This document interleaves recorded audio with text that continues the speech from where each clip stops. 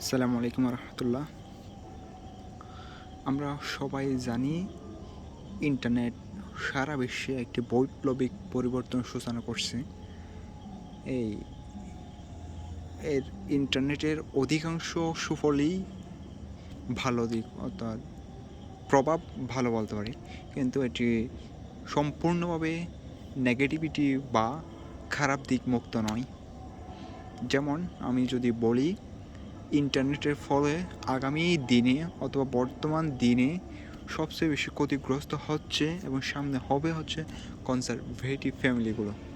তো রক্ষণশীল family family রক্ষণশীল পরিবারের মধ্যে যে একটা বন্ধন ছিল অথবা যে একটা বাধা ছিল, আমরা যেটি অতীতে দেখেছি সেটা এখন আস্তে আস্তে কমতে শুরু করছে অথবা কমে যাচ্ছে এবং সামনে দেখা যাবে সেটি আরও বেশি কমে যাবে।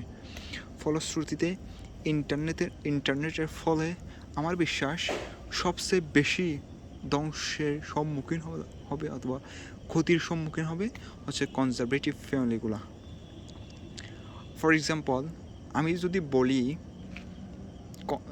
সাধারণত কনজারভেটিভ ফ্যামিলিগুলো কেমন হয়। কনজারভেটিভ ফ্যামিলিগুলো তাদের ছেলে মেয়েদেরকে খুব বেশি বাইরে ঘুরতে যাওয়ার অথবা বাইরে সময় কাটানোর অ্যাক্সেস দেয় না।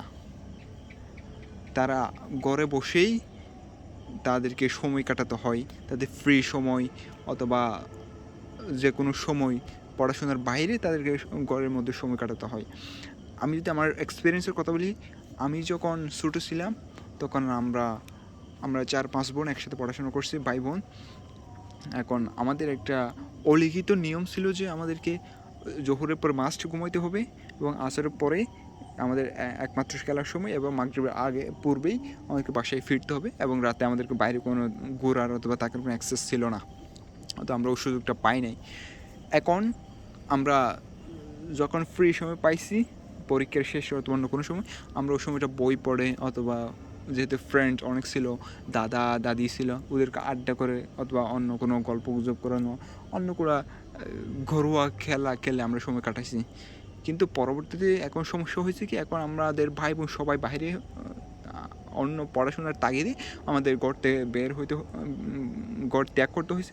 এখন ঘরে আছে একমাত্র একটা বোন।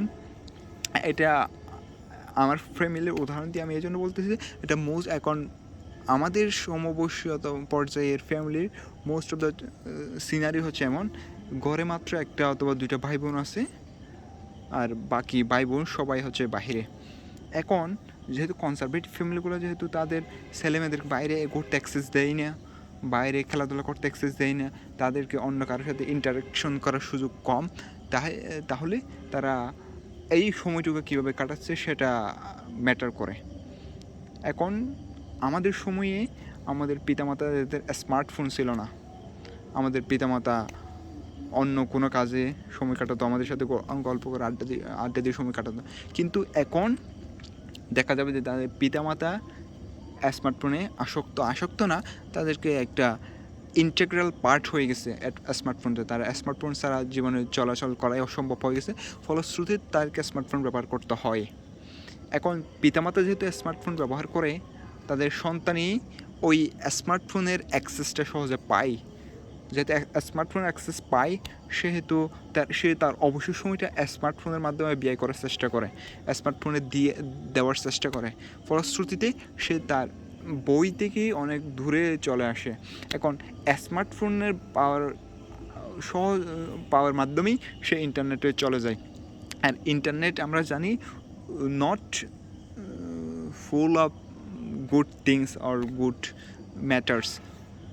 ওখানে অনেক নেগেটিভ জিনিস থাকে। প্রথম দিন অথবা 1 মাস অথবা 2 মাস হয়তো খারাপ বিষয় আসবে না, আস্তে আস্তে খারাপ বিষয় আসতে থাকবে, সেটা একটা ব্যাপার।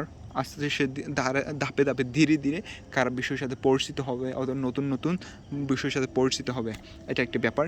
দ্বিতীয় আরেকটি ব্যাপার হচ্ছে, সে যখন প্রতিনিয়ত আজকে 1 মিনিট, পর দ্বিতীয় দিন 2 মিনিট, এভাবে যখন গ্রাজুয়ালি অথবা ধীরে ধীরে এই স্মার্টফোন ব্যবহার করতে থাকবে, সে নিজের অজান্তেই স্মার্টফোনের প্রতি আসক্ত হয়ে যাবে।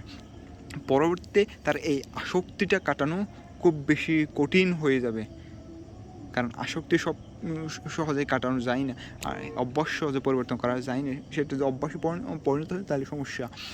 এখন পরবর্তীতে দেখা যাবে যে আমাদের কনজারভেটিভ ফ্যামিলিগুলা যে কারণে ছেলেদেরকে অথবা আমাদের সন্তানদের তাদের বাইরে যে কারণে তাদেরকে বাইরে যেতে দেয় না, স্মার্টফোনের কারণে তারা ইজিলি ওই সব ব্যাপারের সাথে পরিচিত হয়ে যায়।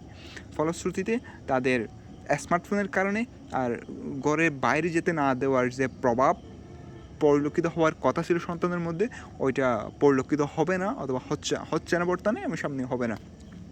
এইটা যখন ধীরে ধীরে বাড়তে থাকবে তখন কনজারভেটিভ ফ্যামিলিগুলো আস্তে আস্তে লিবারেল ফ্যামিলিতে পরিণত হয়ে যাবে, এবং আমরা পূর্বে যেভাবে কনজারভেটিভ ফ্যামিলি দেখেছি সামনে হয়তো আমরা ওই রকম কনজারভেটিভ ফ্যামিলি দেখতে পাবো না। এর থেকে বাঁচার একমাত্র উপায় হচ্ছে ফোনকে ইউজ করা। ফোনের মাধ্যমে ইউজড হওয়া যাবে না। এখন সন্তানরাই সাধারণত অনুকরণ প্রিয় হয়, তাদেরকে বকাঝকা করে উপদেশ দিয়ে শেখানো যায় না। তারা কাজের মাধ্যমে পিতামাতা ভাই বোনদের ইল্ডার ব্রাদার সিস্টার কাজের মাধ্যমে শিখে।